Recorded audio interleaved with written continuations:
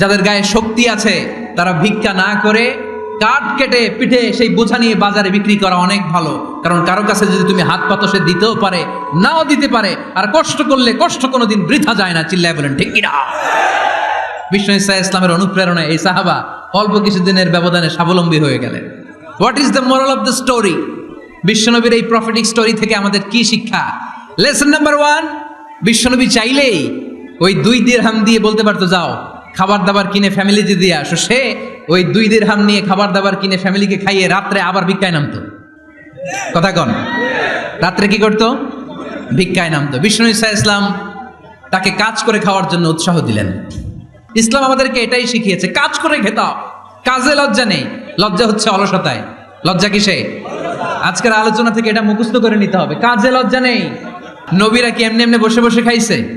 কঠিন পরিস্থিতিতেও নবীরা পরিশ্রম করে উপার্জন করা লেগেছে।